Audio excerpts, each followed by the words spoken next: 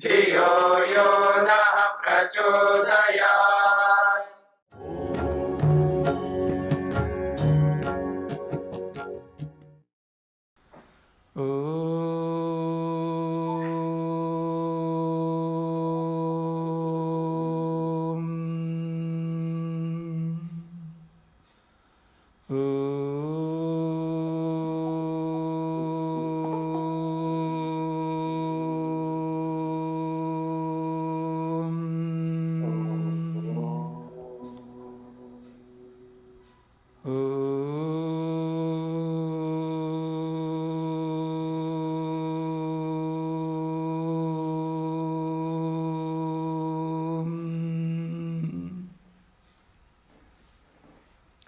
छांदोग्य उपनिषद प्रथम प्रपाठक और 7वां खंड।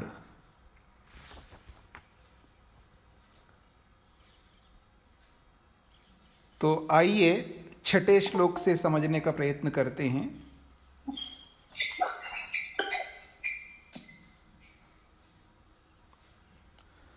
सह एषः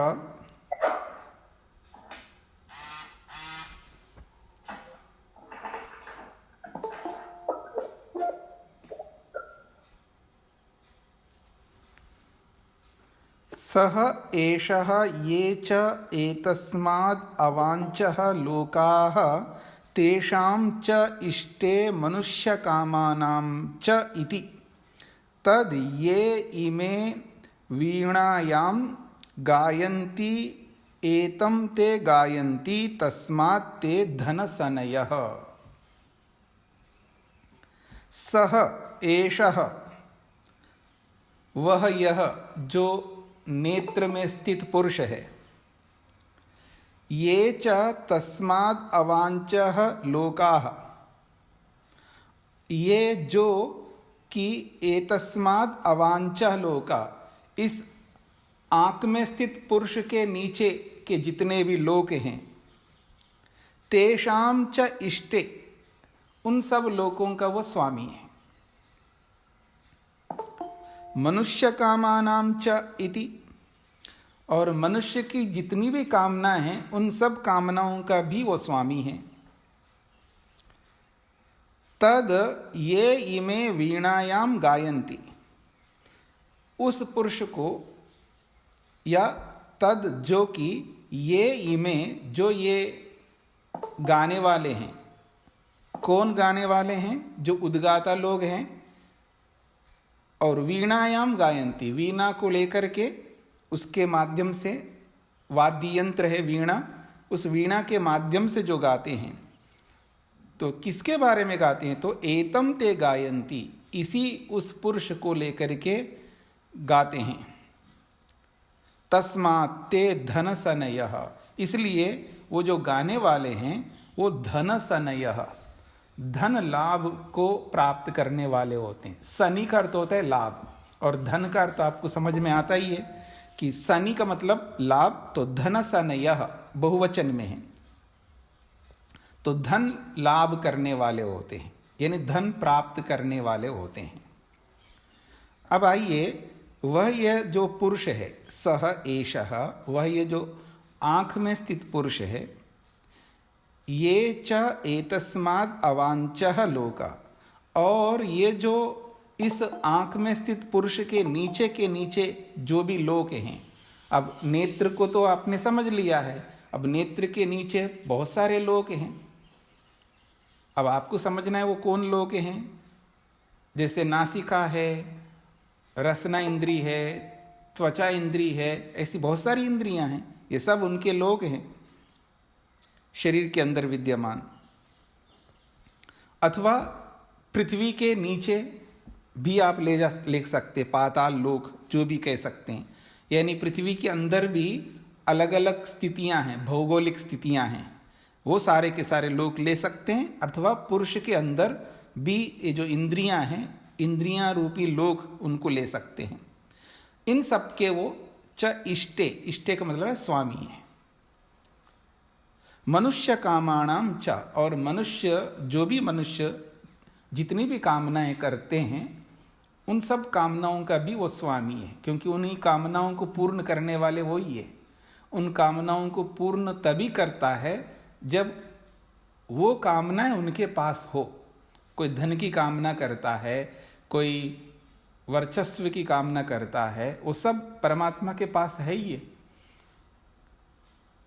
परमात्मा को तो अप्राप्त कोई भी वस्तु नहीं है, सब कुछ परमात्मा को प्राप्त है। तो मनुष्य की जितनी भी कामनाएं हैं और उन कामनाओं को लेकर के जब मनुष्य लोग मेहनत, उद्यम, पुरुषार्थ करते हैं, कर्म करते हैं, उन सब कामनाओं को पूर्ण करने वाले परमात्मा ही हैं। इसलिए उन कामनाओं के भी स्वामी हैं और उन लोकों के भी स्वामी हैं। तद ये इमे वीणायाम गायंती।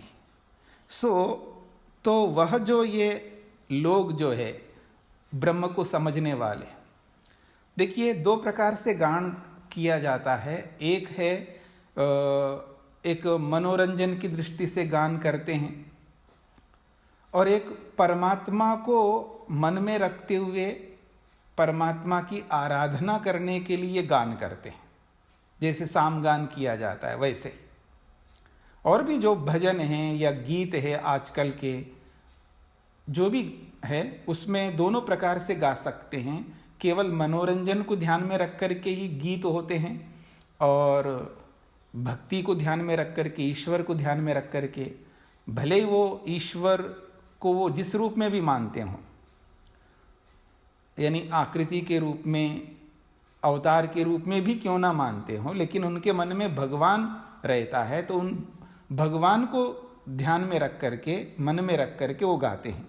तो वीणा में या वीणा के माध्यम से जो गान करते हैं, तो किसका गान करते हैं? तो कहते हैं एतम ते गायंती।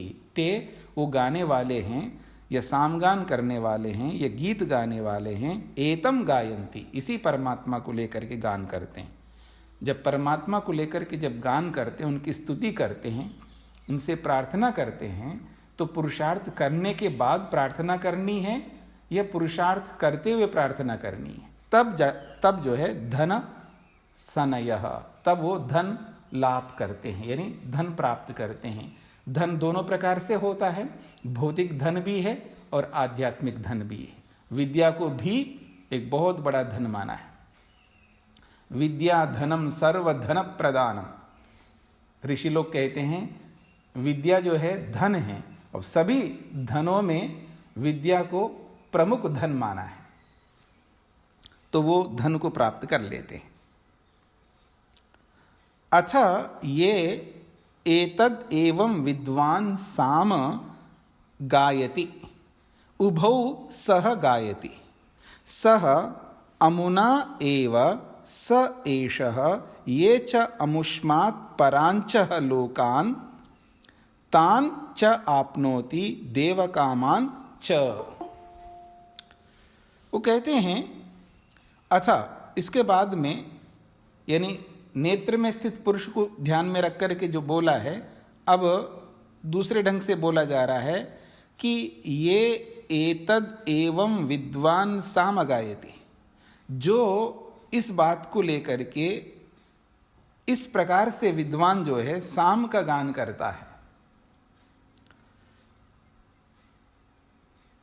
उभौ सह गायति, वो केवल एक का गान नहीं करता है, उभौ सह गायति, वो दोनों को ध्यान में रख करके गान करता है। यानी आदित्य में स्थित पुरुष को ध्यान में रख करके या नेत्र में स्थित पुरुष को ध्यान में रख करके, दोनों को ध्यान में रख करके गाएगा। कभी आदित्य में स्थित पुरुष को ध्यान में रख करके गाएगा, कभी नेत्र में स्थित पुरुष को ध्यान में रख करके गाएगा। इसलिए कहा उभौ सह गायति, वो दोनों को ध्यान में रख करके गान करता है। सह, वो जो गान करने वाला है, अमुना एव सह, अमुना इसी रीति से अथवा इसी आदित्य के माध्यम से, इसी आदित्य में स्थित पुरुष जो है उसी आदित्य के माध्यम से, अथवा अमुना इस प्रकार से, सह एषः, वह ये जो गाने वाला है, ये च अमुष्मात् परांच, और जो इस आदित्य से परे जो भी है, परांच का मतलब है इस आदित्य से परे जितने भी लोक हैं, परांच लोकाः, उस आदित्य से परे जो लोक हैं, यानी द्युलोक से भी ऊपर जो लोक हैं, तान च आपनोति, उन लोगों को भी वो प्राप्त कर लेता है। देव कामान च, और देव लोगों की जो भी कामना है उनको भी प्राप्त कर लेता है। अर्थात देव लोग जिन कामनाओं को करते हैं उन्हीं कामनाओं को वो भी करता है और उनको भी प्राप्त कर लेता है। देखिए, मनुष्यों की कामनाएं अलग हैं और देवों की कामनाएं अलग हैं। बहुत अंतर होता है। देखिएगा, सोच में देखिएगा क्या अंतर होता है।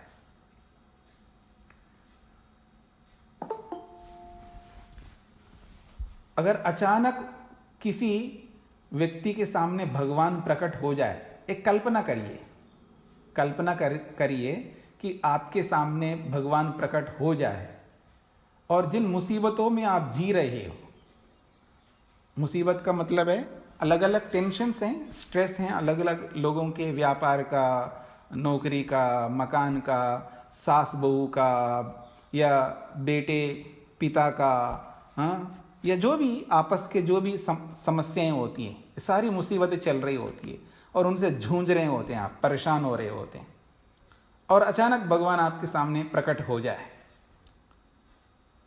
और प्रकट भगवान ऐसे थोड़ा प्रकट होता है, प्रकट होकर होने का मतलब है वर देने के लिए आते हैं आपके सामने। तो अब वर मांगो, आप जो चाहिए मांगो। तो आप क्या मांगते हैं? जो मुसीबत में रहते हो उस मुसीबत से निकलने की बात करते हो आप। जिसके पास पैसा नहीं है तो पैसा मांगता है, नौकरी नहीं है तो नौकरी मांगता है, मतलब ऐसी ऐसी फालतू की चीजें मांगता रहता आदमी। मतलब कई बार आश्चर्य होता है। ये भी एक कल्पना है ना, हम कल्पना कर रहे हैं, आप बुरा मत मानना। देखिए, अब कोई बहुत बड़ा आदमी आकर के किसी के सामने खड़े होकर के कुछ मांगने के लिए बोलता है तो बड़ी चीज मांगो ना, छोटी मोटी चीजें क्यों मांगते हो आप? अगर मान लीजिएगा भारत के प्रधानमंत्री आपको कॉल करें, मान लीजिएगा, मतलब फोन करें आपको, मतलब ड्रा निकालते ना, कई बार ड्रा निकालते हैं तो किसी का नाम आ जाता है, तो आपका नाम आ गया और आपसे फोन से बात किया। अब देश के प्रधानमंत्री ने आपसे बात की है और कोई समस्या हो तो पूछो, या कोई जरूरत हो तो पूछो, तो आप क्या पूछोगे भगवान से? जी मेरे मकान में जो है ना बहुत साल हो गए पेंट नहीं हुआ है, पेंट करवा दो, ऐसा पूछोगे क्या? क्या पूछोगे? बड़े आदमी से बड़ी चीज पूछो ना, छोटी मोटी क्यों पूछते हो? तो आदमी का जो ज्ञान का स्तर होता है ना, अजीब का होता है। मतलब जिस जीवन शैली में वो जी रहा होता है, जिस ज्ञान को लेकर के वो चल रहा होता है, उसी के अनुरूप ही तो मांगेगा।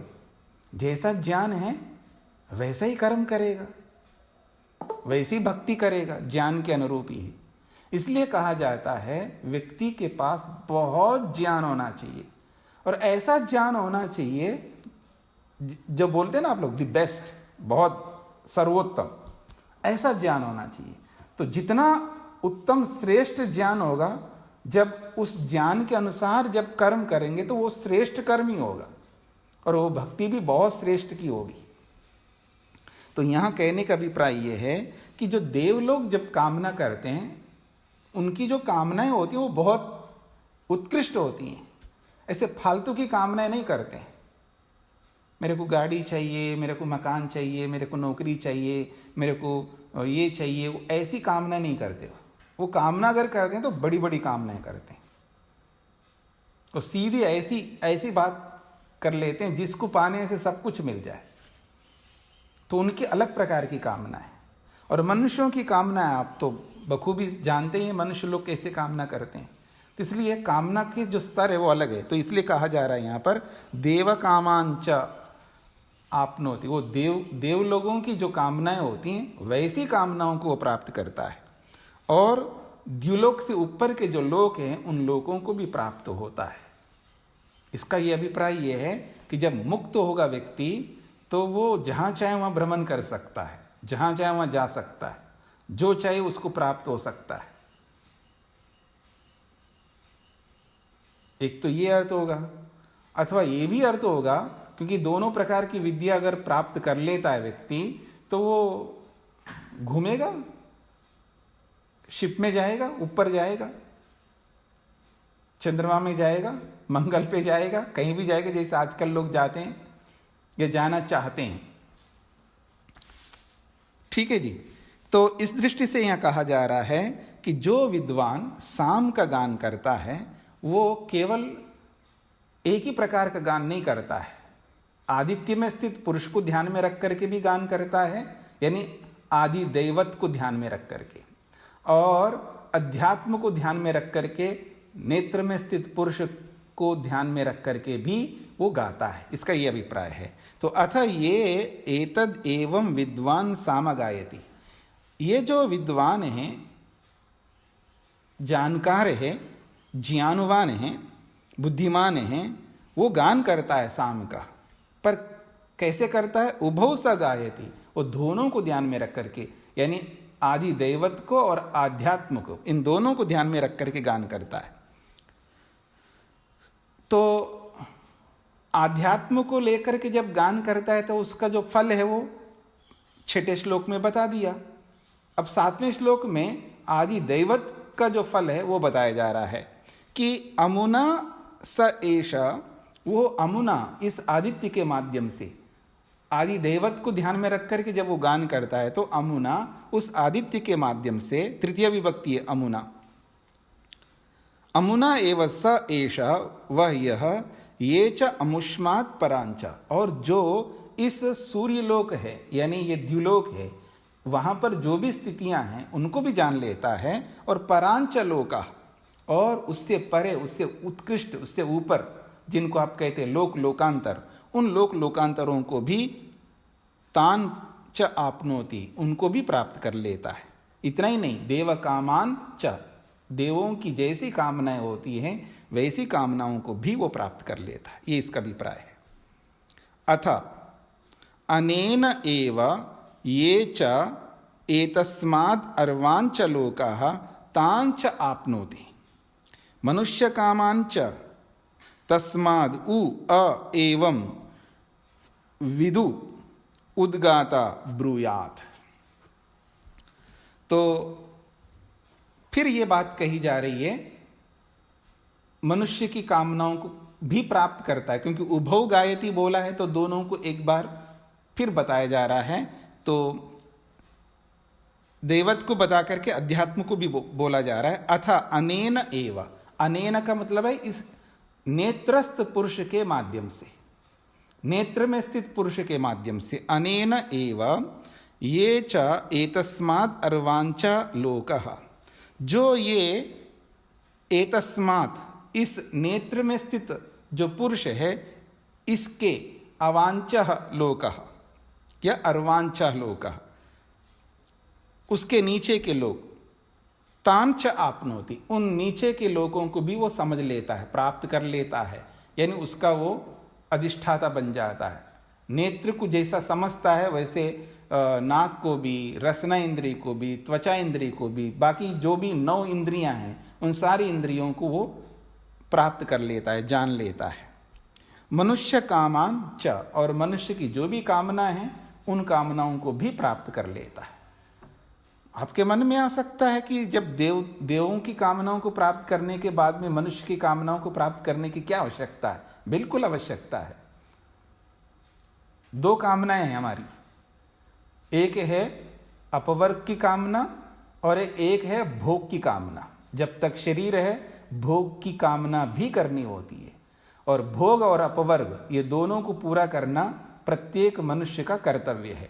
तो ये जो मनुष्य की कामना है वो ये है भोग, यानी शरीर में रहते हुए जो जो उचित भोग हमें करने हैं उन सबको प्राप्त करना, या दूसरे शब्द में मैं बोलूं, मनुष्य की कामना वो है अभ्युदय सुख की प्राप्ति। एक है निःश्रेय सुख की प्राप्ति और एक है अभ्युदय सुख की प्राप्ति।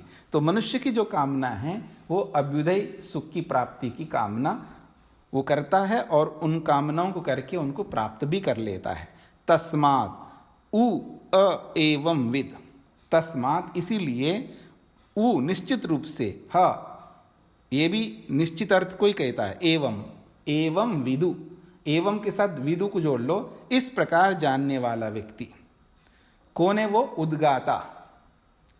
वो उद्गाता होता है जो कि गान वो ही करता है जो ब्रह्मनिष्ठ होता है, साम को आत्मसात किया हुआ होता है, वो उद्गाता ब्रूयात।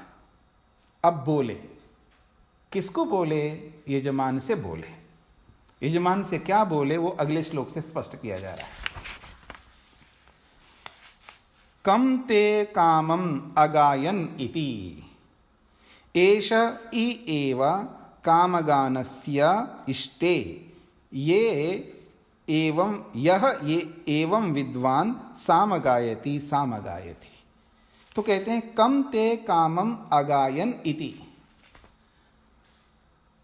अगायन ये क्रियापद है।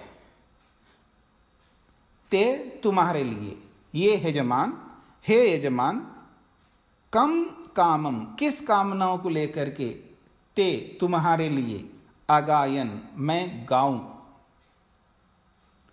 इति ऐसा उद्गाता यजमान से पूछता है।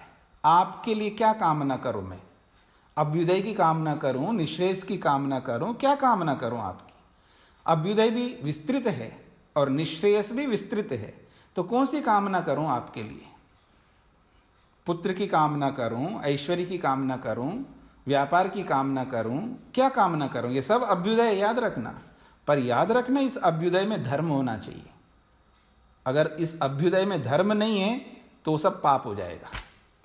चाहे आप व्यापार करो, चाहे आप नौकरी प्राप्त करो, चाहे आप कुछ भी करो, वो सब पाप युक्त होगा। यानी ऐश्वर्य तो होगा, लेकिन उसका सुख आप सुख के रूप में नहीं ले पाओगे, उसके साथ दुख साथ में जुड़ जाएगा। और धर्म साथ में रहेगा तो वो पूर्ण, क्या कहते हैं उसको, अभ्युदय कहलाएगा। तो कहा जा रहा है कम ते कामम अगायन इति, किस कामना को मैं करूं? कौन सी आपकी कामना है बताइए? आपकी जो भी कामना है उसको लेकर के मैं गान करूं। एष इ एव कामगानस्य इष्टे, एषः ये जो उद्गाता है, एष ही एव, वास्तव में यही का मतलब यही उद्गाता। कामगानस्य इष्टे, कामगानस्य इष्टे का मतलब है कामना द्वारा अभिष्ट को पूरा करने वाला वो स्वामी है, यानी कामनाओं का वो स्वामी है, कामनाओं को पूर्ण करने वाला है वो उद्गाता। इसलिए वो इष्टे, वो स्वामी है, यानी कामनाओं का स्वामी है, कामनाओं को पूर्ण करने वाला है वो उद्गाता। यह एवं विद्वान सामगायति, जो इस प्रकार से जो विद्वान सामगान करता है।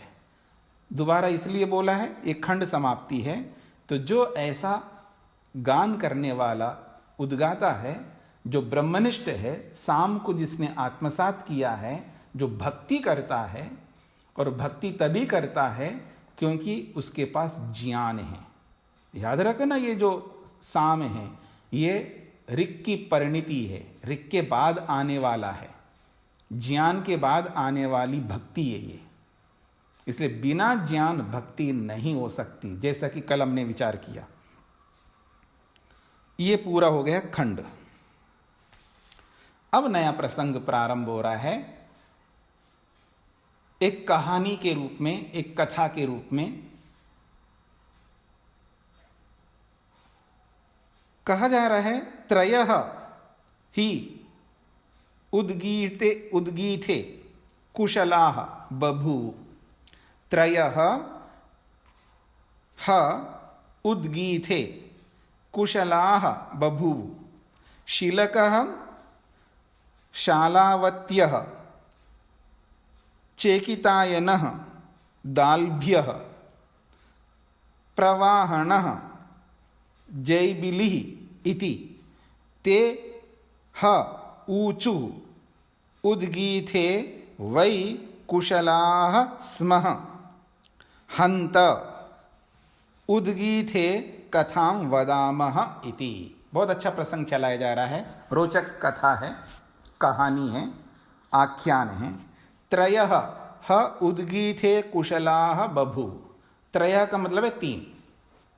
तीन ऐसे लोग हैं जो कि उद्गीत थे, उद्गीत के विषय में, प्रणव के विषय में, उद्गीत के विषय में कुशलाः बभूव, बहुत कुशल थे। उद्गीत के विषय में, प्रणव के विषय में, ब्रह्म के विषय में वो तीनों लोग बहुत कुशल थे। वो कौन लोग हैं, उनके नाम बताया जा रहा है। एक का नाम है शिलकः, उसका नाम है शिलक, जो कि शालावत्यः, बहुत अट्टालिकाओं वाला था। शाला कहते हैं बड़े बड़े मकानों वाला, जैसे राजघराने के मकान होते हैं ना बहुत बड़े बड़े, ऐसे बड़े बड़े शालाओं वाला यानी अट्टालिकाओं वाला। दूसरा है चैकितायनः दाल्भ्य, दल्भ का पुत्र चेतिकायन, ये दूसरा है।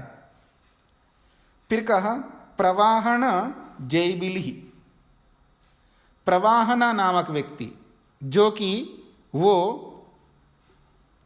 जीवल का पुत्र था। तो ये सब गोत्र से युक्त नाम हैं, जो गोत्र चलते हैं ना, जैसे आजकल भी थोड़े बहुत गोत्र चलते हैं, ज़्यादा नहीं चलते हैं, बहुत कम चलते हैं। और बहुत सारे लोग गोत्रों को भूल गए। परंपरा से गोत्र, एक तो रक्त के कारण से गोत्र होता है, एक विद्या के कारण से गोत्र होता है, दोनों गोत्र होते हैं। विद्या गोत्र या पैतृक, पिता से आने वाला गोत्र। तो कहते हैं ते ह ऊंचू, ते ह निश्चित रूप से, ते वो तीनों लोग मिलकर के ऊंचू कनी आपस में बोला। क्या बोला है? उद्गीथे वै कुशलाः स्म, हम तीनों उद्गीत के विषय में बहुत कुशल है।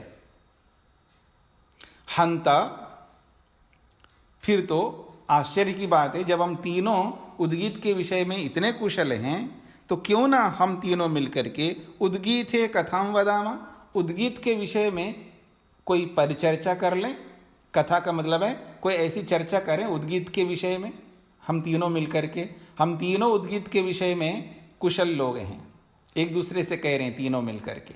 जैसे आजकल 2, 3, 4, 5 साइंटिस्ट मिल जाएं या 4-5 इंजीनियर्स मिल जाएं, हाईली क्वालिफाइड या बहुत अधिक क्वालिफाइड जो डॉक्टर्स होंगे, जिन्होंने MCH फलातन पता नहीं कैसी कैसी डिग्रियां आजकल, तो वो सब डिग्रियां किए हुए लोग हों और 3-4 लोग इकट्ठे हो जाएं, तो वो क्या चर्चा करेंगे?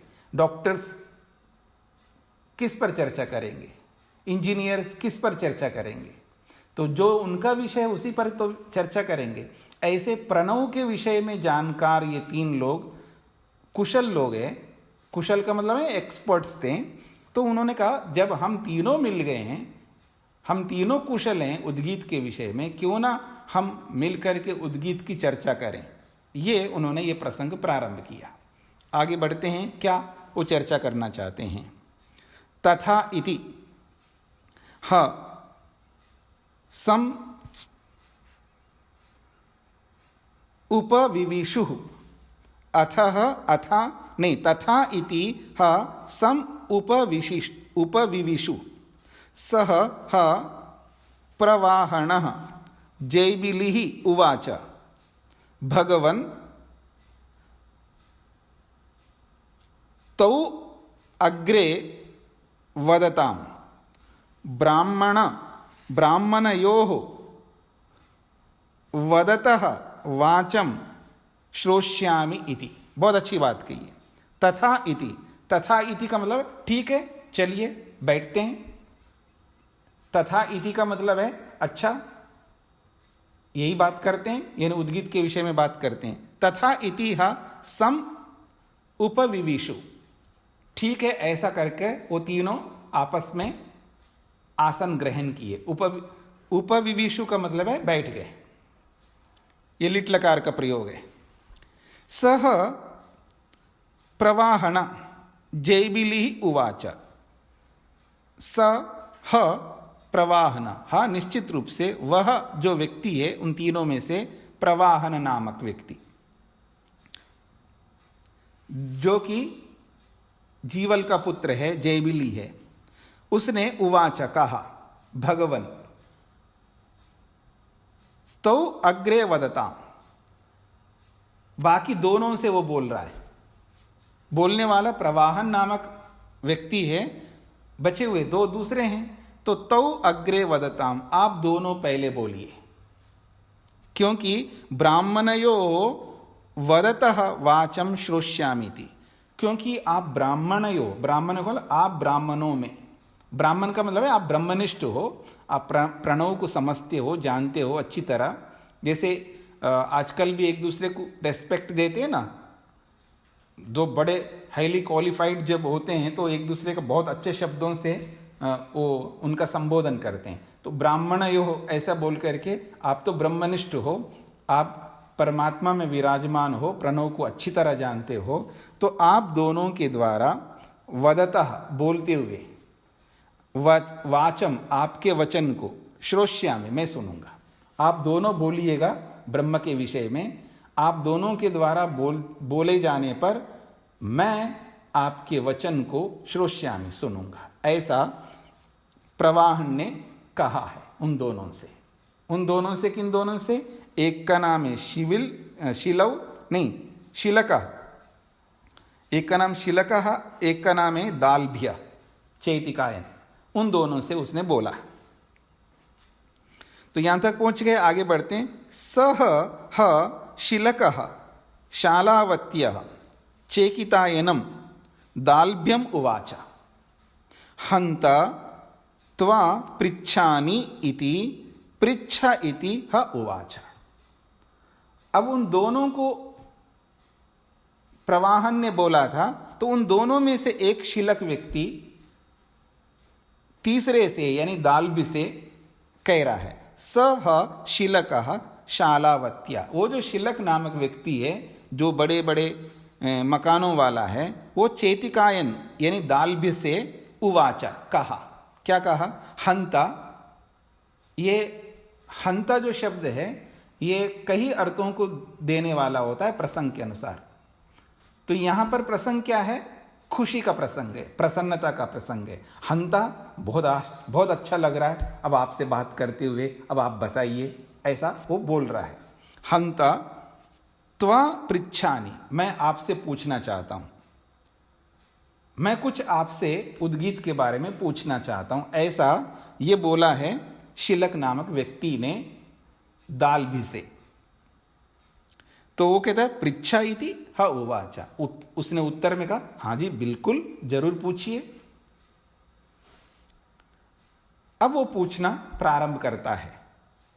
का साम्नः गतिरिति, का साम्नः गतिः इति स्वरः इति ह उवाच। स्वरस्य का गतिः इति प्राणः इति ह उवाच। प्राणस्य का गतिः इति अन्नम इति ह उवाच। अन्नस्य का गतिः इति आपः इति ह उवाच। अब उनका संवाद प्रारंभ हो गया। वो कहता है का साम्नः गति इति, ये पूछ रहा है शिलक। किससे पूछ रहा है? दाल्भ्य से। वो पूछता है साम की गति क्या है? ये जो अभी चर्चा हुई ना साम की, उस साम की गति क्या है, यानी उस साम का आधार क्या है, ये उसका प्रश्न है। मुख्य बात है उस साम का आधार क्या है, साम किस बेस पर खड़ा है, साम का आधार क्या है, साम की गति क्या का मतलब है साम का आधार क्या है, ये पूछ रहा है। तो कह रहा का साम न गति। गति शब्द जो है स्त्रीलिंग में, इसलिए का शब्द भी स्त्रीलिंग में। कहा गति ही साम न, साम की गति बताइए या साम का आधार बताइए। तो उसने उत्तर झट दे दिया है कि स्वरः इति ह उवाच। उसने उत्तर दिया स्वर ही साम की गति है, स्वर ही साम का आधार है। पीछे स्वर की अब जो पीछे जो बातें आई ना उनकी चर्चा आ रही है जी। आप लोग समझने का प्रयत्न करना, जो पीछे जो बातें कही है ना उनको यहां पर एक अलग स्वरूप में समझाने का प्रयत्न कर रहे हैं, समझने का प्रयत्न करना। तो साम की गति के विषय में प्रश्न किया था, स्वरः इति ह उवाच। स्वर ही साम की गति है, स्वर ही साम का आधार है, बेस है। फिर वो प्रश्न करता स्वरस्य का गति ही थी, आप बताइए स्वर की क्या गति है। तो कहता है प्राणः इति ह उवाच, प्राण ही स्वर की गति है, क्योंकि स्वर प्राण पर प्रतिष्ठित हैं, प्राण के आश्रित हैं, प्राण के आधार पर ही स्वर निकलते हैं। प्राण ना हो तो स्वर निकल ही नहीं सकता। तो स्वर की गति जो है प्राण है, उसने उत्तर दिया है। फिर प्रश्न किया प्राणस्य का गति ही थी, प्राण की क्या गति है, प्राण का क्या आधार है? तो कहता अन्नम इति, अन्न प्राण की गति है। ये प्राण तब तक चलते रहेंगे जब तक आप निरंतर अन्न पहुंचाते रहें। याद रखना, अन्न का बहुत बड़ा महत्व है। तो कहते हैं प्राण की जो गति है वो अन्न है। फिर वो कहते हैं अन्नस्य का गति ही थी, आपः इति ह उवाच, अन्न की क्या गति है? तो उत्तर देता है आपः, आप है, क्योंकि अन्न जो आता है ना वो आपः से आता है। वो पूरा पीछे के प्रसंग को आपको दोहराना पड़ेगा, पीछे के प्रसंग में जाना पड़ेगा तो आपको स्पष्ट हो जाएगी। पीछे के प्रसंग को आप भूल जाएंगे तो नहीं समझ में आएगा। फिर आप जो ये आप क्यों बोला है, ऐसा आपको आएगा आपके मन में। आप क्यों बोला है, इसका मतलब है पीछे के प्रसंग को आपने भुला दिया है, और किसी कारण से भुला दिया हो तो पीछे के प्रसंग को उठाओ और उसको दोबारा सुनो या दोबारा पढ़ो तो आपको समझ में आएगा। तो आपा जो है, आपा का मतलब रस, जो अन्न आता है ना पृथ्वी से आता है। पृथ्वी में बहुत सारे रस हैं, अलग अलग प्रकार के रस हैं, वो सब रसों को एकत्रित करके ही तो अन्न बनता है। तो उसी प्रसंग पर जाइएगा, ये वो बोल देता है अपाम का गति ही, वो प्रश्न करता है अपाम का गति ही इति असौ लोकः। वो कहता अपाम का गति, तो उस आपा की क्या गति है, उसका आधार क्या है? तो कहते हैं असौ लोकः इति, ये सूर्य है उसकी। असौ लोक का मतलब है द्युलोक या सूर्यलोक। तो असौ लोक इति, उसने कहा कि ये जो है आदित्य या द्युलोक, ये उसका आधार है। अमुष्य लोकस्य का गति इति, फिर उसने प्रश्न किया है उस द्युलोक का, उस आदित्य लोक का आधार क्या है? तो कहता न स्वर्गम लोकम अतिनयेत इति यह उवाच। वो कहता है ना, अब आगे मत बढ़ो, अब इसका इसका इसका कोई आगे कहीं ब्रेक तो होगा, कोई सीमा तो होगी। ऐसा थोड़ा है कि इसका क्या इसका क्या इसका क्या पूछते जाओ पूछते जाओ। तो उसने सबसे पहले ना, अब मत पूछना। कहते हैं न स्वर्गम लोकम अतिनयेत, स्वर्गलोक का आप अतिक्रमण मत करो। स्वर्गलोक को प्राप्त करने के बाद फिर उसका आधार नहीं पूछो। वो उत्तर देता है न स्वर्गम लोकम अतिनयेत, स्वर्गलोक का उल्लंघन मत करो। अतिनयेत का मतलब है स्वर्गलोक का उल्लंघन मत करो, अर्थात अति प्रश्न मत करो। अति प्रश्न उसको कहते हैं न पूछने योग्य प्रश्न। जैसे आधार का आधार पूछो, मूल का मूल पूछो, ये यही बात है, वही वाली बात है। अंडे पहले, अंडा पहले है या मुर्गी पहले है, वो वाली बात है। हाँ जी, अंडा ही पहले है, बिना मुर्गी के अंडा कहाँ से आएगा? बिना मुर्गी के ही आता है अंडा। अंडा का मतलब बीज है, बीज पहले से ही होता है। हाँ, बीज पहले से ही होता है, फिर बीज का बीज नहीं हुआ करता है। तो ऐसे ही वो कहता है न स्वर्गम लोकम अतिनयेत, स्वर्गलोक के बाद में आप मत ऐसा प्रश्न किया करो। ऐसा उवाच कहता है स्वर्गम वयम लोकम सामभि संस्थापयामः। स्वर्गम संस्था कहता है स्वर्गम वयम लोकम सामभि संस्थापयामः। तो कहता है वयम, हम लोग जो है, स्वर्गम लोकम, ये जो स्वर्ग लोक है, इस स्वर्ग लोक को सामभि संस्थापयामः, साम के माध्यम से उसको स्थिर करते हैं, संस्थापित करते हैं, यानी साम के माध्यम से उसको प्राप्त करते हैं, उस स्वर्ग को। फिर कहा स्वर्ग संस्थावम ही साम इति, वास्तव में ये जो साम है स्वर्ग को स्थिर करने के लिए, स्वर्ग को प्रस्तुत करने के लिए, स्वर्ग को सामने लाने के लिए ही साम होता है और उसका और कोई उद्देश्य नहीं है, ऐसा वो उत्तर देता है। ये उसका उत्तर पूरा हो गया जी। किसका उत्तर है? दाल्भी का। किसको दे रहा है? शिलक का, शिलक को। अब इस उत्तर को सुनकर के अब आगे दूसरा बढ़ता है। तम हा शिलकः शालावत्या चेकितायनम दाल्भ्यम उवाच अप्रतिष्ठितं वै किल ते दाल्भ सामा। अब वो कोई साधारण नहीं था ना, अब तीनों ही एक दूसरे, एक से बढ़कर एक है ना, तीनों ही प्रणव के बारे में, उद्गीत के बारे में एक्सपर्ट्स हैं, कुशल हैं। तो अब किसी को तो थोड़ा सा दिखाना ही होगा ना अपना कर्तव्य, अपना ज्ञान का वर्चस्व तो दिखाना ही है। तो वो दिखा रहा है। तम ह शिलकः शालावत्यः, तम ह उस व्यक्ति को, किस व्यक्ति को? दाल्भी को। शिलक नामक व्यक्ति जो कि शालावत्यः, जो बड़े बड़े मकानों वाला है, चेतिकायनम दाल्भ्यम, दाल्भ्यम, जो चेतिकायन है, दल्भ के जो पुत्र है, उसको उवाचा कहता है। क्या कहता है? अप्रतिष्ठितम वै किल ते दाल्भ्य साम। कहता है अप्रतिष्ठितम ते सामः वै किल दाल्भ्य, हे दाल्भ्य, ये चेतिकायन, ते तुम्हारा ये जो साम है ये अप्रतिष्ठितम है। अप्रतिष्ठित का मतलब है अभी स्थित नहीं है, अंतिम स्थिति नहीं है साम जो आप बोल रहे हो।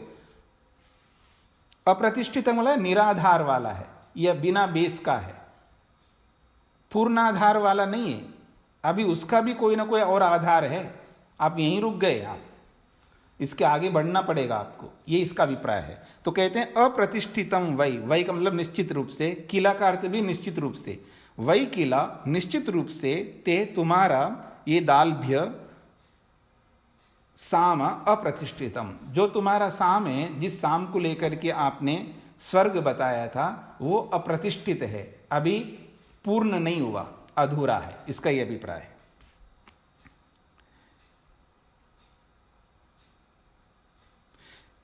यह तु एतर्रि ब्रूयात् मूर्धाते विपतिष्यति इति, मूर्धाते विपतेत इति। कहते हैं यह तु एतर्रि ब्रूयात्, जो एतर्रि ब्रूयात्, इस प्रकार का उत्तर अगर तुम दोगे, ये दाल्भी से शिलक कह रहा है, यह तु एतर्रि, यह तु एतर्रि, इसका मतलब ये जो उत्तर तुमने दिया है, इस प्रकार का यदि उत्तर तुम दोगे, ब्रूयात् दोगे, तो मूर्धा ते विपतिष्यति, तुम्हारा मूर्धा कट करके नीचे गिर जाएगा। मूर्धा ते विपतेद इति, निश्चित रूप से तुम्हारी मूर्धा जो है, तुम्हारा जो सिर है, वो कट के नीचे गिरेगा। ये शाब्दिक अर्थ तो ये है जिसको आप कहते हैं ना अभिधार्थ। अब अभिधार्थ नहीं लगा सकते आप, क्या करेंगे? लक्षणार्थ करेंगे। मूर्धा ते विपतिष्यति का मतलब तेरा सिर जो है नीचे गिरेगा, अर्थात सिर नीचे करना पड़ेगा आपको। जब गलत उत्तर दोगे, गलत समाधान करोगे, गलत काम करोगे, सिर नीचा करना पड़ेगा आपको, इसका ही अभिप्राय है। तो कहता है मूर्धा ते विपतिष्यति, तुम्हारी जो मूर्धा है ना, तुम्हारी यानी गर्दन नीचे झुकेगी आपकी। सिर उठा करके जीना सीखो, आंख में आंख डाल करके देखो, सिर नीचे करके मत देखो, ऐसा बोलते हैं ना आप लोग आपस में एक दूसरे को। और काश कर आप अपने बेटे से जरूर बोलते हैं कभी ना कभी, ऊपर देख नीचे मत देख, मेरे को देख, ऐसे बोलता है ना पिता। तो ऐसे ही यहां पर बोला जा रहा है मूर्धा ते विपतिष्यति, तेरा तो गर्दन नीचे झुक जाएगा, ऐसा मत देना उत्तर। अगर आप इसी प्रकार के यस्तु तर्री, यह तु तर्री या एतर्री, यह तु एतर्री ब्रूयात्, तुम ये जो उत्तर दिया है ये गलत दिया है उत्तर। क्यों? मूर्धा ते विपतिष्यति, ऐसा उत्तर तुम दोगे। ते का मतलब तुम्हारा, मूर्धा सिर, विपतिष्यति झुक जाएगा।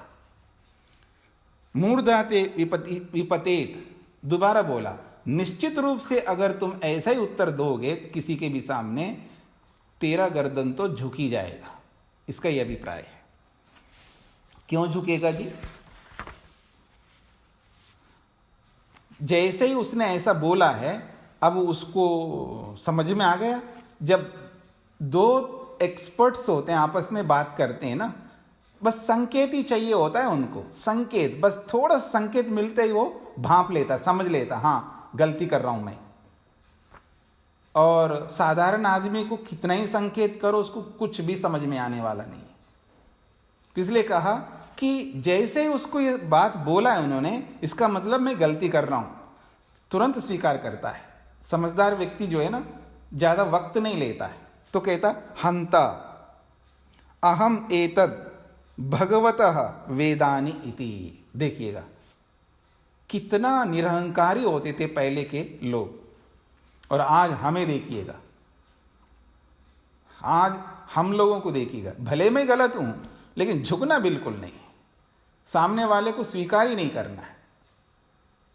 यह हमारी स्थिति होती है मनुष्यों की। और देवों की स्थिति देखिएगा, वो कहते हैं हंता, बहुत अहोभाग्य है, अहम एतद भगवतः वेदानीति, मैं इस बात को आपसे जानना चाहता हूं, आप बताइएगा। क्योंकि उसने कहा कि ये साम जिसको लेकर के आपने अंतिम स्थिति बता दिया है, वो वास्तव में अंतिम स्थिति नहीं है। जैसे उसने कहा है, तुरंत भांप लिया, समझ लिया है। थ्योरी के रूप में तो सभी जानते हैं, लेकिन प्रैक्टिकल में सब लोग जान नहीं पाते हैं। तो जैसे उसने संकेत किया, तुरंत उसने स्वीकार किया है, बहुत अच्छी बात है। हंता, अहोभाग्य मेरा, अहम एतद, इस बात को, भगवतः वेदानी, मैं आपसे जानना चाहता हूं। विद्धा इति ह उवाचा, और वो भी कोई कम नहीं, बिल्कुल विद्धा जानो जी, ऐसा वो कहता है। अमुष्य लोकस्य का गति इति अयम लोक इति ह उवाच। अब देखिएगा क्या उत्तर देता है। वो कहता है अमुष्य लोकस्य का गति, जो स्वर्गलोक की बात कही है उन्होंने, उस स्वर्गलोक की क्या गति है, उसका क्या आधार है। तो वहीं तक पहुंचा दिया था उसने। उसके आगे प्रश्न कर रहे हैं, अमुष्य लोकस्य का गति, ये पूछ रहा है कौन? दालभ्य। किससे? शिलक से, शालावत्य व्यक्ति से। अमुष्य लोकस्य का गति, इस सूर्य लोक का, इस द्युलोक की क्या गति है, उसका क्या आधार है। तो कहता इयम लोक इति ह उवाच, फिर वापस आ गए। वापस कहां पर? जहां से गए। कहता है अयम लोक, अयम लोक मतलब पृथ्वी लोक, धरती पर आ जाओ वापस, यही लोक है। उस सूर्य लोक का, उस द्युलोक का जो आधार है, वो यही धरती लोक है, पृथ्वी लोक है। तो कहता इयम लोकः इति ह उवाच, यही लोक है जिस पर हम लोग रह रहे हैं, धरती लोक। अस्य लोकस्य का गति इति, फिर वो प्रश्न करता है दालव्य, ठीक है, अस्य लोकस्य, इस पृथ्वी लोक की फिर क्या गति है, इसका क्या कौन आधार है। न प्रतिष्ठाम लोकम अतिनयेद इति ह उवाच। अब वो कहता है ना, अब मत पूछना।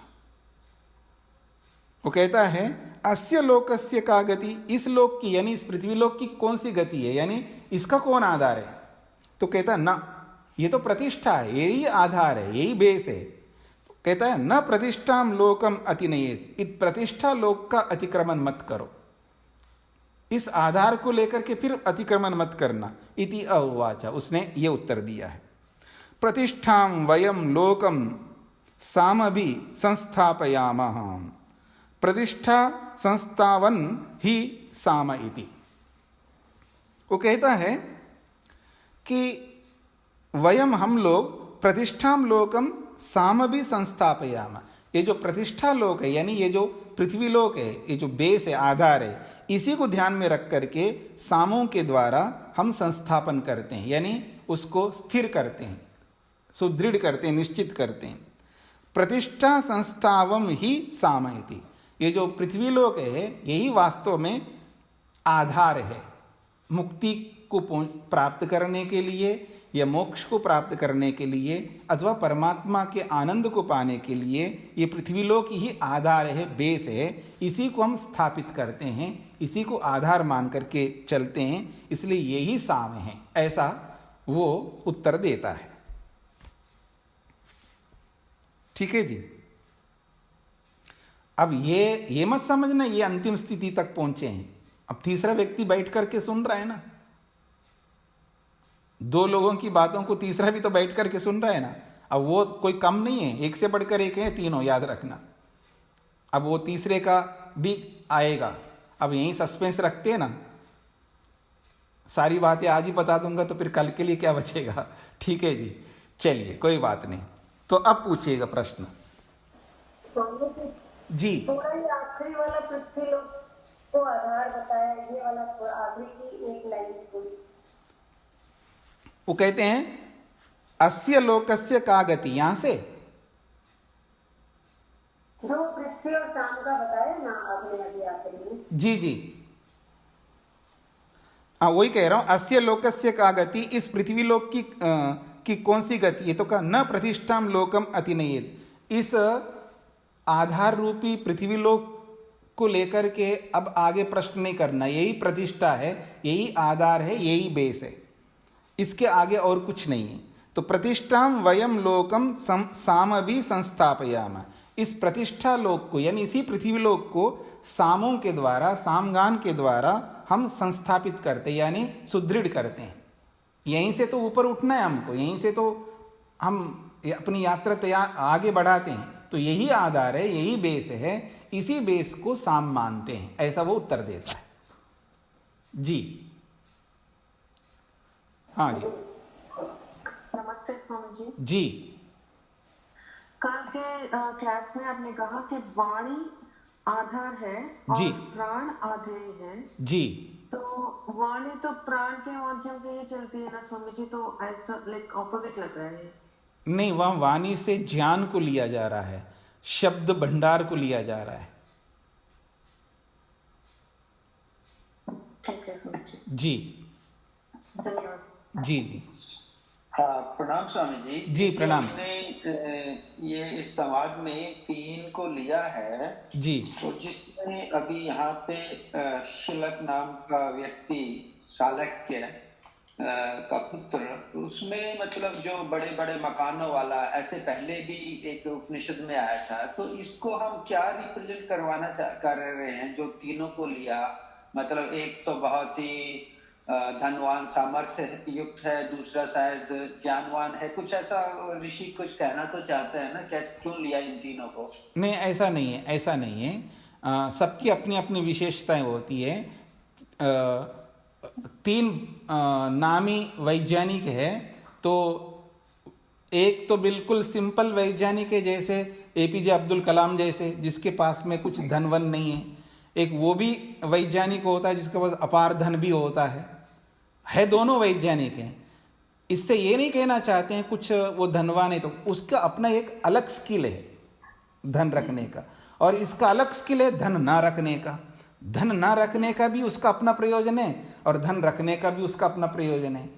बस इतना ही अंतर है यहाँ पर। ऐसा दूसरा कोई यहाँ मैसेज नहीं देना चाहते हैं कि कोई विशिष्टता है यहाँ पर, ऐसा कुछ नहीं है जी। हाँ हाँ जी। और कोई आप में से हाथ खड़ा नहीं करिएगा, मेरे को आपका पता नहीं लगेगा। आप बोलेंगे तब पता लगेगा मेरे को आप क्या, कौन पूछना चाहते हैं। आप ना म्यूट खोल के फिर पूछिएगा।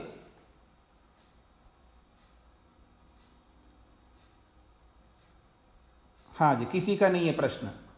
हाँ मेरा है। हाँ जी बोलिए। अगर हम अपनी हिस्ट्री में देखें तो कहीं पर भक्ति की पराकाष्ठा हमें गोपियों में नजर आती है।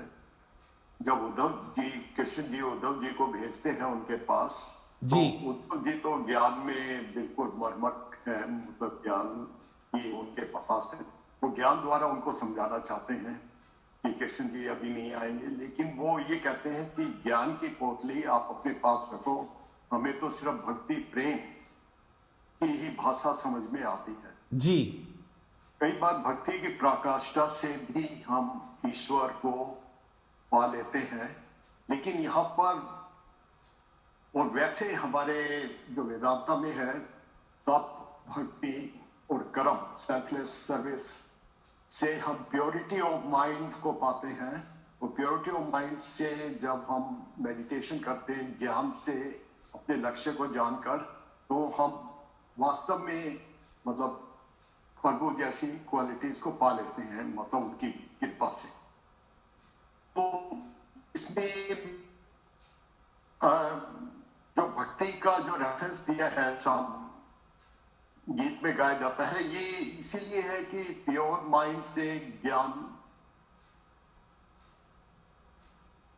से लक्ष्य को पहुंचना, मतलब या ये एक अलग एक संवाद है। जी, आपका प्रश्न क्या आप ये पूछना चाहते हैं कि एक जगह भक्ति को लेकर के उसकी प्रामुख्यता दी है या ज्ञान की प्राथमिकता दी है? दोनों की दी है। जी बिल्कुल है कि जिस विषय को जब सामने रखते हैं वही प्रमुख हो जाता है, ठीक है ना। जब ज्ञान को सामने रखते हैं तो ज्ञान प्रमुख हो जाता है, जब भक्ति को सामने रखेंगे तो भक्ति प्रमुख हो जाती है, जब कर्म को सामने रखेंगे तो कर्म प्रमुख होता है। ये दृष्टि भेद है, पर तीनों ही एक दूसरे के साथ जुड़े हुए हैं, तीनों के बिना कुछ भी नहीं हो सकता है। जी, तीनों ही, वो भी जिसका जितना अंश चाहिए उतना पूरा चाहिए, ज्ञान भी पूरा चाहिए, कर्म भी पूरा चाहिए और भक्ति भी पूरी चाहिए। तीनों में से लेश मात्र अंतर नहीं हो सकता और कम ज्यादा नहीं हो सकता, जिसकी जितनी मात्रा उतनी। तो जब प्रसंग है कर्म करने के लिए, जब कर्मों को ध्यान में रखा जाता है तो वहां ज्ञान और भक्ति गौण हो जाती है, कर्म प्रदान हो जाता है, तो कर्मों के लिए प्रेरणा दी जाएगी। और जहां भक्ति को सामने रख करके जब बात किया जाता है तो वहां कर्म और ज्ञान गौण हो जाते हैं, भक्ति प्रमुख हो जाती है, तो उसी की प्रेरणा दी जाती है। और जब ज्ञान को प्रमुखता के रूप में सामने रखेंगे, विषयी ज्ञान रहेगा, तो वहाँ भक्ति और कर्म गौण हो जाते हैं और ज्ञान प्रमुख हो जाता है। ये प्रसंग के अनुसार होता है, लेकिन तीनों का बराबर महत्व है। जी हाँ जी, और किसी का कोई प्रश्न?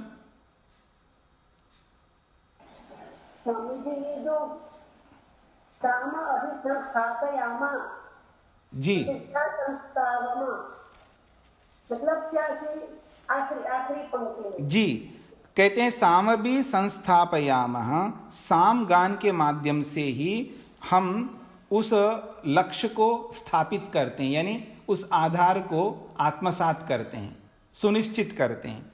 फिर कह रहे हैं प्रतिष्ठा संस्थावम ही सामा, क्योंकि वो प्रतिष्ठा है यानी आधार है, उसी आधार को ही स्थापित करते हैं, वो आधार ही यहां पर साम है, ये कहना चाहते हैं।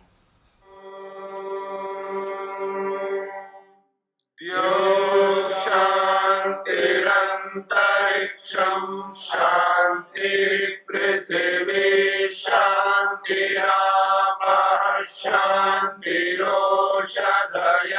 शांतिः वनस्पतयः शांतिर्विश्वे देवाः शांतिर्ब्रह्म शांति सर्वं शांति शांतिरेव शांति क्षमा शांतिरेधि।